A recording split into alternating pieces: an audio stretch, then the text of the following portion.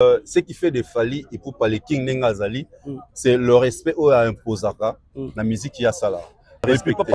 Mais namoni ba artiste mususu ezalaki ka obeta te tikali na 2 jours lelo ou 4 jours artiste net, je parle de Ferrego là, na héritier Watanabe net Ferrego l'affiche ucho bimaka ndeto telemiawa affiche bimika robeta. Mais pourquoi à chaque fois Ferrego là zara toujours les mal aimés, il n'est pas déconsidéré na ba événement parce que quand le public a singler parce que public est comme le singler ndé faire pas bien artiste exemple na peut exemple normal. Na remarqué que na ba marambutu ezoleka organisé na mboka apparemment on dirait considération par la légende vivante et la musique na biso ozala vraiment Fally Kofi Olomide les quadra Koraman francophonie ya kiawa Kofi abetaki peut-être pas un anniversaire nengo le big peut-être pas ak fête anniversaire nangona n'est-ce pas bien via sila tout ça là to vidéo to filmer ma 360 ninge ça marana na 14h déjà plein ba warrior ba na kema ya King kema ya posa ya King concert live na Kinshasa donc ezala donc on championnat ba le temps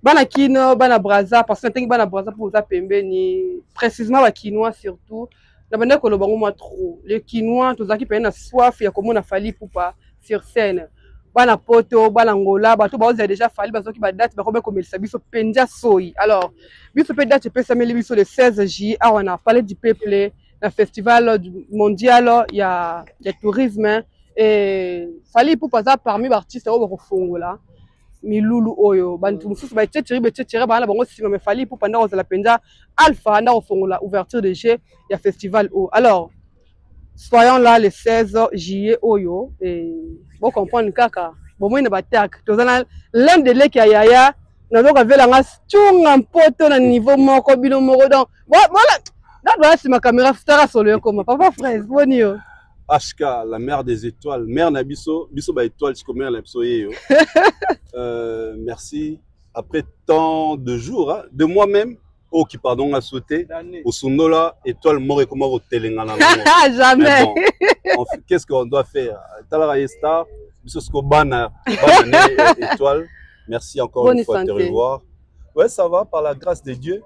Nazora bat bal la saison sèche oh malili oh que tu as bino bat bouta la hiver porte à la même discours oh bon tout la rabo et bon malili te semble non mais on a raison hein semble na mona elanga na biso suka la malili mais depuis na vivre malili ya solo oyo et kototi na mukuwa mona moi l'épinière maboko comme glacé ya biso so elanga voilà dans accompagné na Kerit ou pandi na nga epesi solo.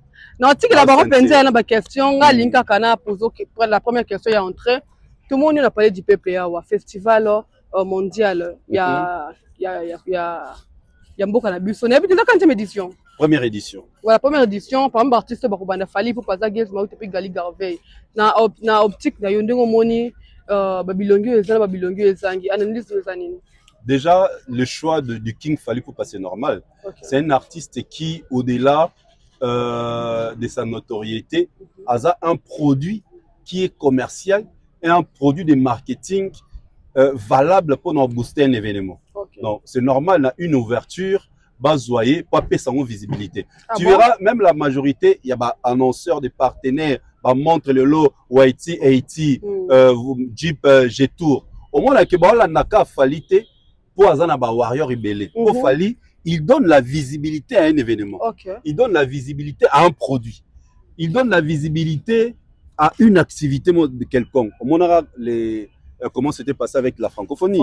On aura comment c'était passé avec la Cannes. Il y a ouverture, il y a Fally Ipupa. Donc ça prouve que c'est un produit valable pour vendre ou pour donner la visibilité à un événement de grande envergure. Festival où est la première édition dans le choix du King il y a tout à fait normal. Voilà touché pour moi quand on tika namba ndeko nanga ya mibali na mona kiyo na remise ya Jeep pesa ki Fally ya G-Tour c'est quoi en fait dada ko le rada tambola na internet na moni live na bina kota na bi oh papa frère Zazawa c'est quoi en fait ezalaki remise ya G-Tour désormais Fally les King et les Aza ambassadeur ya marque voilà. Alors selon analyse nanga na mona que le choix du King déjà l'a dit tout à l'heure ils a pour marque on a d'abord dans la communauté congolaise. C'est comme consommable en fait. Dans la communauté africaine, mais dans la communauté européenne. Et leur cible, le King Fally, il y a ciblement normal. Vitrine. La preuve, les lots, il y a une question. Namoni baware balobeliango, ba vidéo ils allaient partager. Déjà, azana fan base mon makasi et les lots tombent bête sur la j'ai tourné zaki n'a pris assez. Na moment toloba, ta ba matisi aux enchères et comme $65 000. Mais non, on 60 000 euros, 65 000. Waouh. Mais lorsque 65 000, de moi, n'y a matapo, Fally me taper sans visibilité. C'est-à-dire pendant une période donnée, bah t'es compris wana. Bah appeler sans visibilité et quand il y a une soirée, bah ça qui est caché. Donc c'est-à-dire bah on organise bah on soit ni remise en bas on anda quoi. Bah remettre en bas ticket lié. Maintenant bah organiser soirée. Ah, t'es king à mystique. Oh, on va déplacer. C'est sous question qu'à place wana nini. Mais bah sengi na aigle ayemba. Abike na yepo na yango. Y'a pas place wana. C'est-à-dire lui c'était prévu aya juste bah ça les remises. Il y a Mutuka et puis à Zongi. Oh ouais. C'était de 19h voilà et de 22h. Bien calculé. Bien calculé.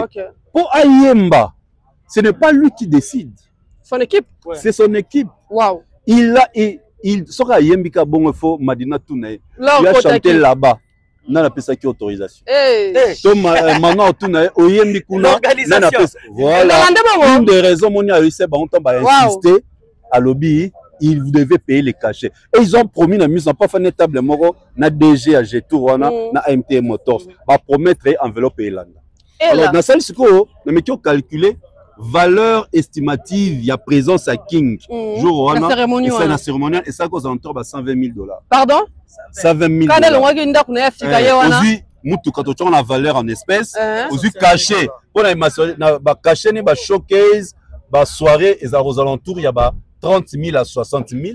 Quoi ya bongo? Et nanenga lobe ba baxele mbongo pona nenga yembaki. On a mieux évalué. C'est aux alentours de 60 et $120 000 pour une seule soirée. Soirée on paye 5 heures du temps, 5 heures du temps de 19h à 22h. Donc 3 heures. 19h, 20h, 21h, 22h, 3 heures du temps. 3 heures. Wow. Il a fait son chicon et ça c'est à féliciter parce que c'est un travail de longue envergure. Moi, tant que King Abanda ko façonner, imaginez où va passer Kabano, c'est que artiste internet, artiste à réseaux sociaux, azan fan moko virtuel. Voilà. Ça te disait, et pourtant, il était en train de façonner son image. Oh lolo, ça la force naïe. Oh lolo, ça lui paye. Oh lolo, présence n'est quelque part, on lui donne de l'argent. Présence n'est quelque part, on le paye. Tu vois. Donc c'est quelque chose où nous devons être fiers de lui.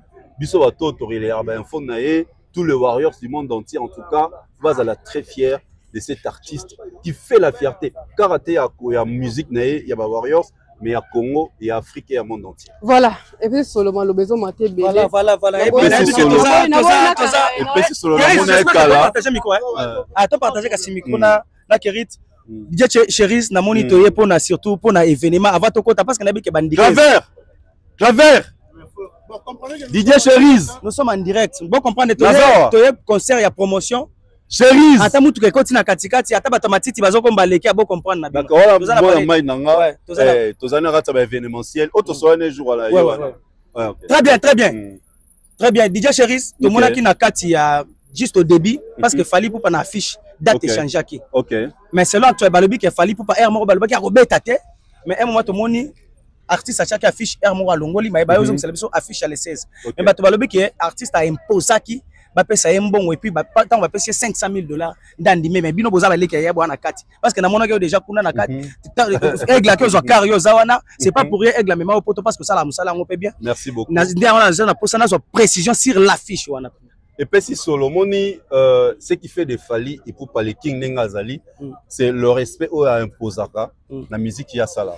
Donc il peut pas aujourd'hui jouer un concert et que producteur né, ton manager a fan dans la musique au falloir beta consommer na Kinshasa. Donc à tout na, aussi combien on a beauté, tous en a pour parler, bah mon naï a sérieuxté. Tu vois quelque part il respecte l'engagement au hasard auprès de son équipe, ses managers, même si comme on a à travers Bangote, mais ce qu'il est lié directement, il associe d'abord son équipe. Exactement. Tu vois. je crois à mon bêtise bon bêtise pour avoir autorité pour organiser la francophonie à mon raté la francophonie je crois ils ont tenu compte de ça donc affiche les 17 et bimi non la public a quitté moi j'ai essayé de vérifier ben c'est non bazan pour parler pour fixer prestation naie et nous fixer par rapport à montant à caché donc ba yokani n'est-ce que ba fixer pour les 16 à ça la ouverture et ça la tête qui va embrouiller parce que normalement on a bête ouverture pas bête sous fermeture alors pour éviter comme intervention toujours tel qu'est-ce qu'il a fait non je préfère seulement l'ouverture harmonie avec au public sur affiche finale officielle pour le 16 tout a été respecté le clause les cachets le contrat oui tout a été respecté. Mais na moni ba artiste mususu ezalaki ka obeta te totikali na 2 jours lelo ou 4 jours artiste net je parle de Ferrego là na héritier Watanabe net Ferrego la affiche ucho bimaka ndeto telemia affiche bimika robeta mais pourquoi à chaque fois Ferrego là zara toujours les mal aimés il n'est pas déconsidéré na ba événement parce que quand on public a sengela parce que public est comme yo sengela nde faire pas bien je ne crois pas qu'il est le mal aimé je crois ceux qui va solliciter d'abord les kings pour Azali un produit, les King fallait pour passer un produit qui donne la visibilité à un événement. Au moins le lot tobé dans le solage je tourne, nenge sœur nabiso maman nabiso de la mer des étoiles à Dassautioloba. Tobé dans le solage je tourne pour King ne mutu asimbi mutu kawana. Doit passer en visibilité et c'est tout à fait normal un événement netiboye King abanda pour passer en visibilité. Tu vois. Artiste moi je crois peut-être ce qui fait Lissonné Betama quitté depuis, parce qu'il est en Europe. Ça va la rassurer, ce qui a raison à pouvoir placer. Donc je suis sûr qu'il va programmer. Donc, solo lui va que non, je viens à Kinshasa, il va programmer. Rien à voir le mal aimé. Surtout le babongo. Il fallait peine à début de la carrière. Il avait souffert. Mais visa. Au début, il fait non, non, c'est-à-dire, Maram Oba le balelo. Fallu aussi là souffrir là maman ba kutana ngolelo génération te ya on lobby maman ba kutana ngolelo king pa kutana ngo malela te bat ba mona ngote alekate pa le ba place mo ba tchenga ba kal ba salibo mais quand même toza bobi ki azoki ma akoma azora complication pour la ba visa aux États-Unis mais il a été très clair à Lobaki quoi on attendait quoi le permis de travail. Il a été très clair avec Coco c'est la mutute que oh main noire on les a dit au pesa mutamukili on les a dit au pesa mutamukili makasi ba chrétien to ba musulman ba lobanini occuper ça jamais ndo qui place mutano atobi ka lokaka jamais on bake yikutu mutalo lokanga pour avancer te hôtel melaye au quoi avancer tu vois c'est ça comme ça c'est comme ça les kings alinga te que muta au pesa mutumo boye force on dirait azanzambe te lui aussi il a subi ça n'a pas son calamité maramo ya nini ya ambassade à France et à États-Unis il a très bien dit on attendait le visa de permis de travail ça traînait raison pour laquelle on a décidé de reporter les dates. Voilà, mais parlons maintenant de ces festivals mondial de tourisme côté choix il y a d'artistes je pense que tout le monde il y a aussi Fally Ipupa, Werenson, Héritier Watanabe, Ferrego pour apprendre là. Gali. Mais n'engue tout le monde affiche à faire Ebimi, qui est artiste à représenter les 18. Héritier peut les 18 n'a fait. Héritier peut les 18. Tous les latés et comme Ali Solo il y a Alpha, Fally Bandagi Alpha. Ne quoi que na Omega ou soit li solo ya Alpha ezara mutu moko soki abeti pe akangi on est toloba to utiliser terme na Alpha pe Omega ne to baranzamba azali Alpha pe Omega azali début et la fin mais so beti suka oza Alpha Omega te mais choix ya mutu ne abandara il est to ba Alpha po abandi il y a commencement. Ah bon? King. Choix ya artiste exemple. N'a pas exemple normal. Ok. N'a remarqué que na ba marambutu ezo leka ezo organisé na mboka. Apparemment on dirait considération par la légende vivante ya musique na biso ozala vraiment Fally. Kofi Olomide. Ah d'accord. Les quadra Koraman. Te via si. Francophonie ya kiawa Kofi abetaki. Te via peut-être pas un anniversaire nengo le big peut-être pas akio fêter anniversaire n'angola. N'est-ce pas bien via si là. 69 ans. Te via si là. Azo fêter en Angola. Comme un festival là ce sont les jeunes qui viennent. Ils ont besoin que Bah, on a besoin. Non, Manuela bien. Faut un festival, même yo. Si on a un cop pour un festival, on a organisé pour un show artiste, je ne crois pas qu'on soit pépé. Tout ça clair. Hier, à Bauke, j'ai sonnetti, par exemple, la soirée privée. Attends, la rate, ça parlait du peuple. Pas bête la Mikondi. Par rapport à la nostalgie. Pas bête la Mikondi. Mais il y a un concert populaire. Si on met un concert populaire, pendant 1 heure d'état, 2 heures d'état, pour ça piquer crise. Oh. Ça là. Spectacle, combien de concerts ils ont appelé, normalement. Oh, viens à concert soit. Bon, mais le lobby est très joué. À concert 69, les kikabou. T'as retourné anniversaire né. Et comment les kakabou va pas lobby la montée. A fait en Angola. Tu es bika, le son on bêta pas au fait, on a bail à place fallait au bêta. Mais les gens ne savaient pas qu'à l'anniversaire les acquis hier. Mais on est dérangé binoteur peut-être. Dérangé ni. Donc tu es maramba qui y a comment de kindara. Tu as que au boire à tamo et l'oroté. Pour ça la piaka. O te king aloba ya banga te baloba ki o mutu na so pesa ne mbote oyibo moto ya banga ngote. Abanga ngote attaquer okunda. To bokela mo ya munga déjà ils en a océan za salé te. Ma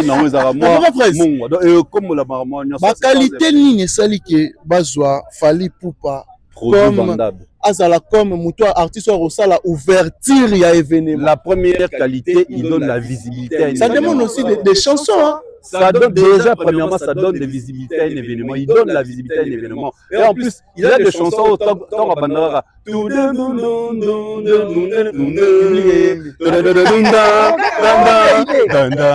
un moment public est gagné. Ça, c'est l'avantage du King. King a besoin de que, au moins, l'artiste est mort.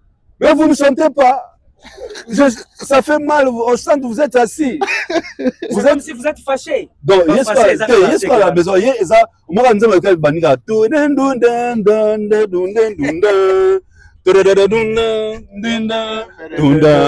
au public, maman.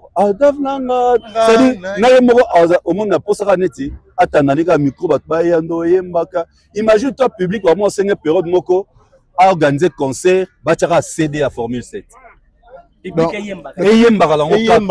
des master virus à mixer et tu vois à comment le niveau il n'a pas besoin. C'est pourquoi raison pour laquelle ils ont besoin de quelqu'un qui va emballer le public. Dans la période de vacances, il y a trop des étrangers ainsi de suite.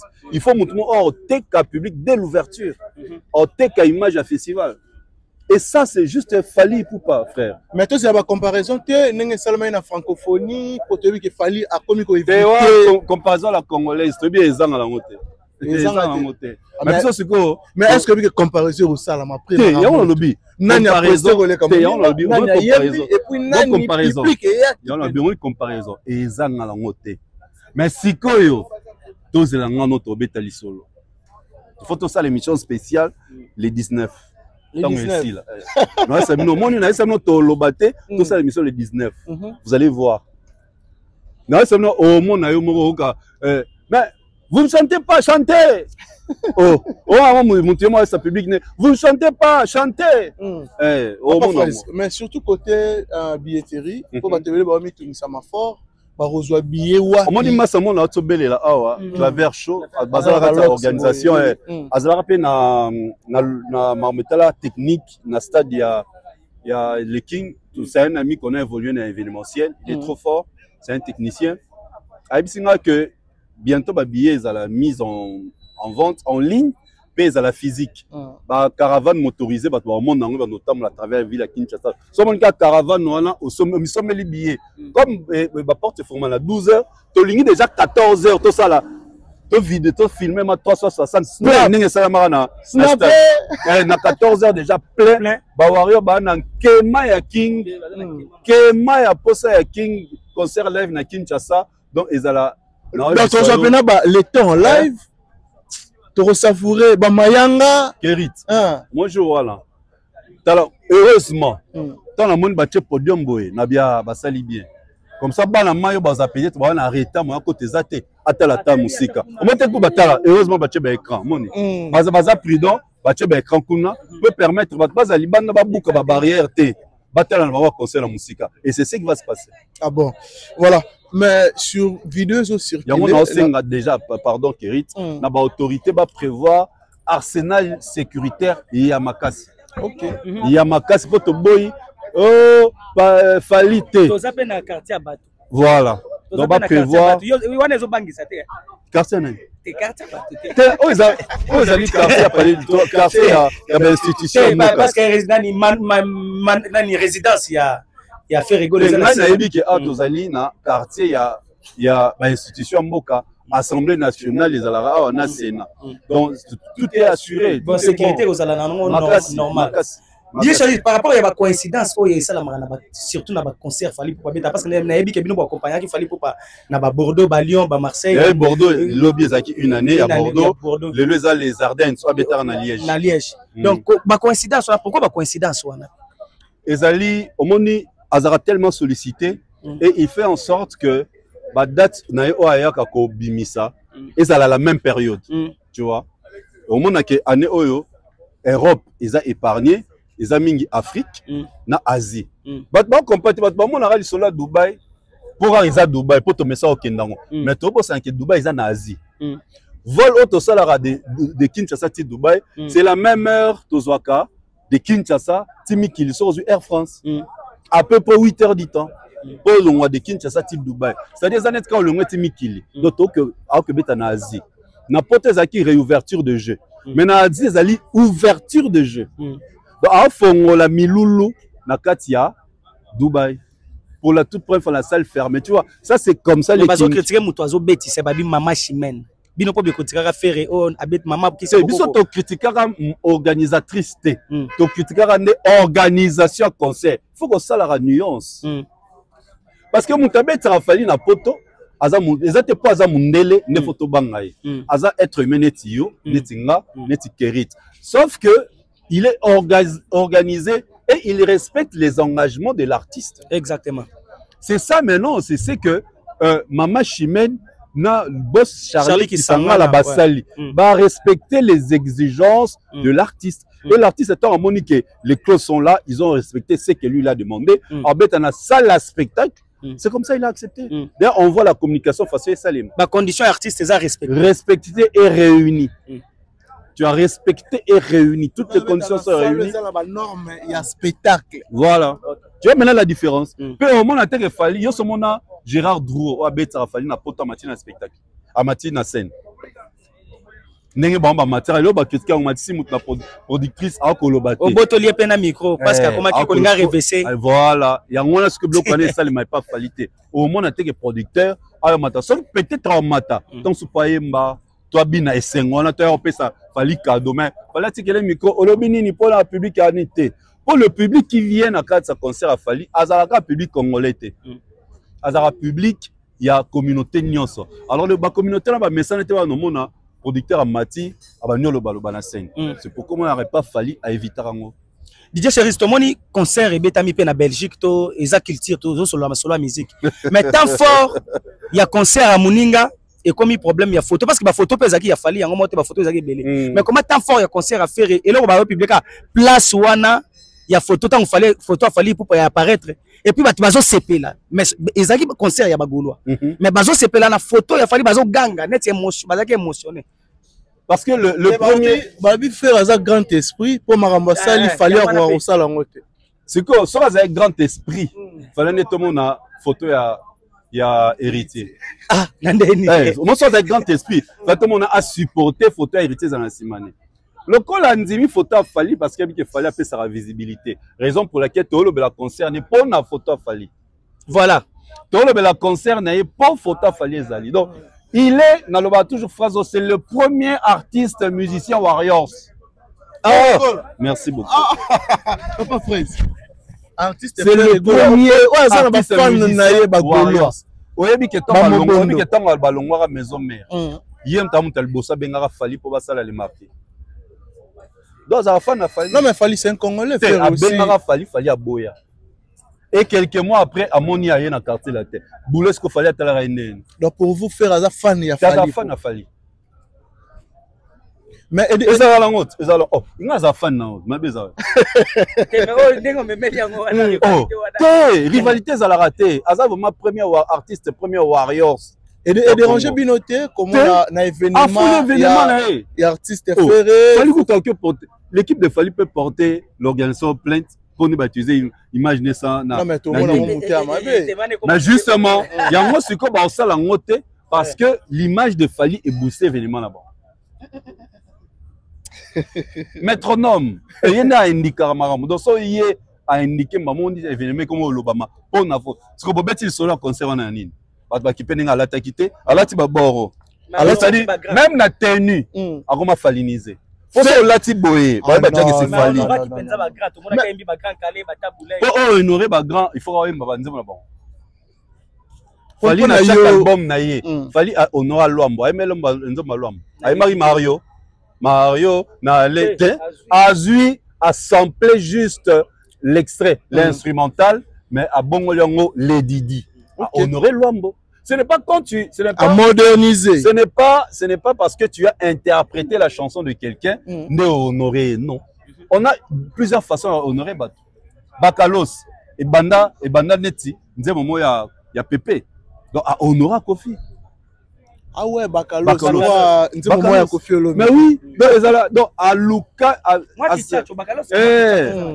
Donc c'est comme ça. Pour honorer, il faut que l'on la rabatte dans tout le monde pour honorer artiste. Il faut qu'on ait manzé mon non. Il faut pas qu'on ait manzé mon nez. Voilà. Mais Lelo a réalisé un rêve ya King Kester Emene.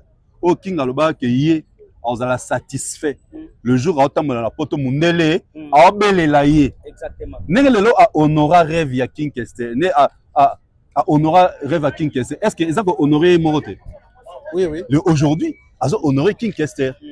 Ils ont été capables de King Kester parce que a réalisé rêve ya King Kester. Donc quelque part, il honore King Kester. Pour rêve ya King Kester, ils arrivent à jouer disque d'or. Oui, alors le bango musique c'est dans la ghetto to sekara. OK. Tu dois comprendre, tu as interview à Kala, le tout le monde a payé raison.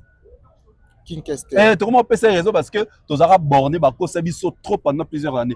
Comme il y a ce qu'on a la vision mon lelo, so va te ne fallait pas qu'il na droit chemin, musique comme ça qui n'a pas fallu on a droit chemin. Il y a mon baïnaé. So lelo obimi na une particularité, aux alliés différentes na bato ba messala ko sala la même chose ba oyinayo. Mais boyebi ma dirait boycota ka be fort. Il y a un artiste congolais ba sala avant parce que Fali a une idéologie où ils ont payé makamunda mususu. Alors l'acception vérité. Alors l'acception boy, il y a un moni bato bazo inae. Ça n'a rien à voir. Alors ba otali garçon bato, tonton bato, alobane loroté, via bato, grand prêtre ya baleki, alobane loroté. Et ça bilo ba fan na baloba, ba kolango nae. En tout cas, on manquait jamais musicien moi wenge. Non, na fanda sika King Aza. On sait on sait la musique en ya wenge musique. Fali. Bien c'est étonné. Na azo sen mais Coco de la source a insisté. Bon tu l'as so wenge. Oui. Magos bako katete. Bako katete. King a sen ba wenge. Musique ya wenge. Tu vois, mais au kabato ba o alinga wenge te bala wenge balinga ke kaka balinga ke teka boy mais yé ayoka musique ya wenge mais kolo balika mbo ya bana wenge balinga ke teka boy na soulever point moko parce que ba photo panzani na minito junior piana yake tala papa na bango aye papa yambie na ndako mais tomoni akekola tomoni photo moko te pona bato batali internet entre junior piana zo la sa papa na bango œuvre na ye mais tomoni akekola sa œuvre na ye na Fali papa yambie na ndako na sepeli dans le banc de j'ai pas Kérit. Bana ya papa chéri leader à Moufoude ne ba benga ki pa bana wenge BCBG. Ba ya ka concert ya Fali. Est-ce que dérangera papa na bango? Té. Po ba audio pe na no ebimate mais ya didi. Rien du tout. Nani Abraham pire petit nanga. Tozakine na Nantes. Allez na concert. Papa ne ayebi ke aza pire petit ya Fali maza master parce que HR Mobo qui a mité ça dépendra de tu vois soit outil poto aola la nak mon avis naé mais c'est que je vais na concert ya Fali et dérangera papa na été pour comprendre que que banane baza ba warriors baza âge ya ba warriors muta faire reva bango ezali Fali Poupa za UPA agents pile banane baza bongo ouais quand papa chez Nabi bien papa chéri et dérangera été Abraham ça c'est Abraham ta bimsa nze moné moko King a publié yango deuxième chanson au King a publié yango moi naza bien naïe siko King a salani a rejeté parce que communauté na biso balinga te bana wingé mais eloko mo ezo circuler on a parlé du peuple oui on a parlé du peuple pour la publication ya vidéo wana ya rencontre ya moi Piana Junior Piana notre grand frère nae Fali basali vidéo et tout batali match ensemble batebele ba robeta sete balobi boye Koffi Olomide apekisi na Didi Stone Fali Poupa tiki Didi Stone sikoyo akomi na Junior Piana oyo bapara na bango bazolinga te na bana yo somona osomona comment Didi Stone nandako Fali non bon c'est que ça comptait c'est moroté yena Didi Stone bakuta na ranaba soirée na bango ba invitara cette soirée ba invitara yo comme na lobeza est très important soirée ba invitaka ba artiste people moi mona bakisi soirée ba invitara ba artiste na ba people donc Fali papa ya Didi Stone a people te succès sila succès boyanzoto yango ce que ça la mutema likunya o meza nini asepela ndete amwana mwana ne akangi photo na Rihanna ole mwana azwata numéro ya Rihanna atindela papa to présenter papa ne pas Rihanna yango eloko beta ki mutema duku yango yango ni na linga te ezande alingi na lobake yo ozakana ba Rihanna o tsaka ngata en contact te kanda wala siko amona ke yesko na mutuna e jour to na Rihanna na Fali c'est que Didi Stone moto a présenté Fali tu vois yango mona ba ko faire le bagango kenini ozo profiter na succès ya mwana na ngai on Fali profiter na ora ya Didi Stone sotali album mo ya quartier latin alataka ba fourrure album a kokoko alata ba fourrure ebele na nzoto alobaka période wana artiste ya rivara ezalaka nani Robert Kelly sotali Robert Kelly période wana pe anolata ba fourrure alors kotala boye quelques années après Fali asali featuring na R Kelly ezalaka Didi Stone rêve na Fali réalisation Fali comment c'est pas na Fali te exactement oh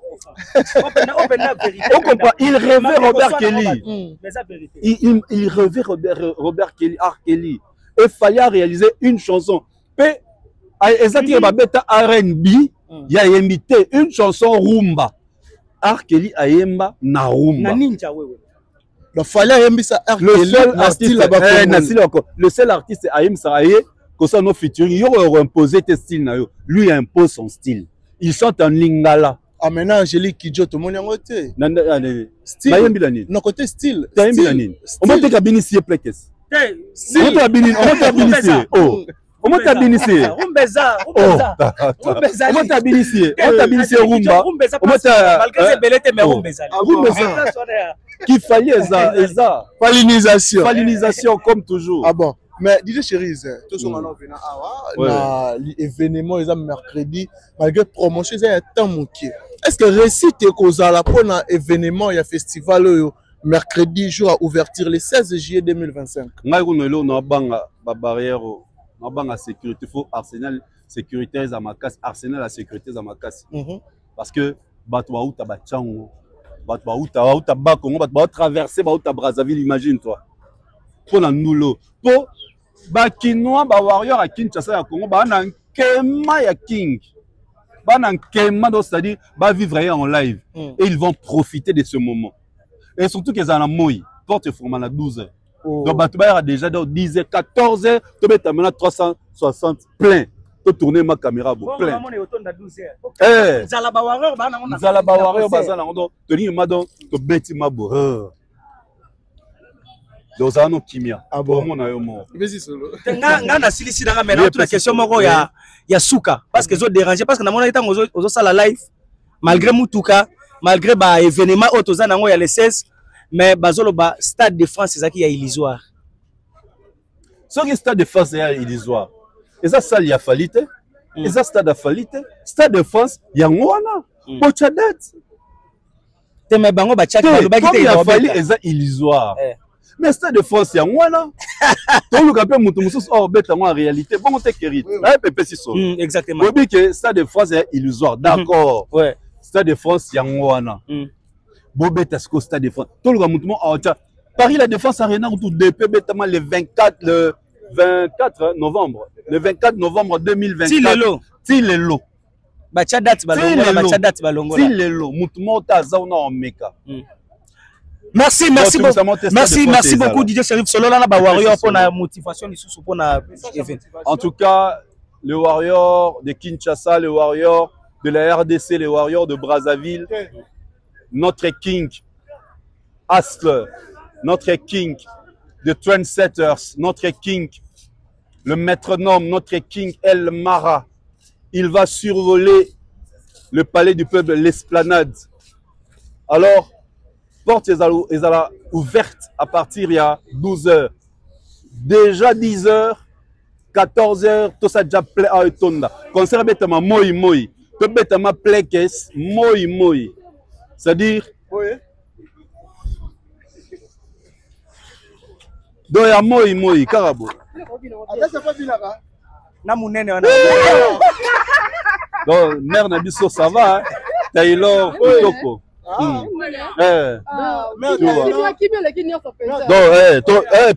Boye.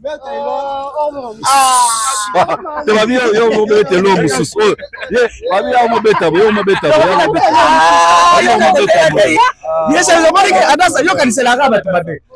Merci beaucoup. Un grand merci là-bas. Papa, pour continuer, je pense que nous n'avons pas Zawa. Merci. On peut continuer avec Papa Fraise. Merci. Sud Orange. Nous sommes en direct dans l'esplanade du Palais du Peuple. L'artiste Fally Ipupa va prester ici le 16 juillet 2025. Impressionnant, premièrement, pour et puis si solo, sur ma vie, impressionnant par rapport à l'événement Oyo. Fally Ipupa va jouer comme moteur au salle ouverture. Il y a festival mondial de la musique et tourisme. Oui. Et du tourisme. Oui. Impressionnant. Impressionnant, premièrement, la CP na premièrement, fallait alpha omega. Mais alpha pour omega, aza alpha. Omega c'est alpha. Mais omega pas zati. Omega pas zati. Quand tabani. Ah non mais faire Robert elle est 18 hein. Est-ce confirmé? C'est confirmé. Bah fiche est circulé déjà ndето sur la boue faire Robert elle est 18. C'était prévable ta melanzimité ka Robert. On a dit Nengo to moni ba fiche c'est que comme confirmé. C'est comme confirmé. Après il peut pas préparer un festival ya sala. Tu as préparé festival. Festival là il a la première édition. Le festival de la musique et du tourisme. Donc, il méritait Fally à sa ouverture Alpha Omega, puisque Fally est un artiste international et professionnel. Donc, méritant. Donc, dans le trophée, dans la statue où Fally est Lelo, donc, on mérite. La minute où, surtout, Balbi, Moutalibosa, Beta, concert à part Fally, il est tout sur le nom. Non mais l'artiste c'est bello bon ça pour venir en bord on a vu so faut Fally numéro 1 pourquoi tu Fally les abandons pas numéro 1 musique à Congo. Ah bon Fally la numéro 1 musique à Congo il doit mériter ali donc comment on fait quand Fally la numéro 1 musique à Congo a mérité pe abandon ouverture il y a festival ils ont prendre donc Fally so méritant vraiment éclair les 16 déjà les 16 tous les warriors du monde mais ça j'ai la motivation pour la warrior on a fait ça mais ça motivation tous les warriors du monde entier hein ils sont partout dans le monde donc nous sommes partout dans le monde les 16 naïbi qui toujours lukango toujours luka concert au makasi qui fallait obeta journée na kisasa donc fallait déjà date les 16 mercredi tout bouka tout là ça va on peut là que tout beta musique internationale puis professionnelle. Voilà, mais non les ratés sont né la coûte nous ça que tout le monde tout là où tout mon vidéo est circulé na concert il y a Ferrego là na Belgique où tout le monde va poster photo ya Fally Ipupa et c'est pas si bino ba warrior les loto lo ba comment on a fait le ba bien grand esprit na acte wa Sali le roi Sali pour poster collègue na Fally Ipupa le problème est à nini comme radio fan numéro 1 Fally il y a un mot là qui s'appelle qui était à sa fan. Faire rigolo la fan. Il y a la fan à Fally. Ah, je dommage. Et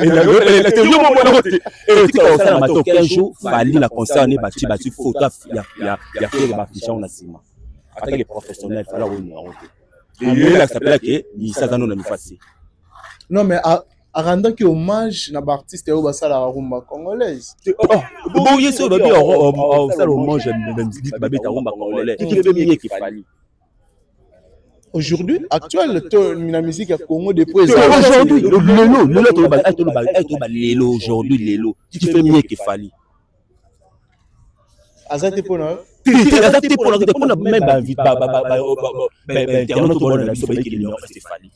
ah bon. Meilleur artiste francophone. Voilà, il fait un peu la française. Moi, quand tu français, c'est meilleur là-bas Fally.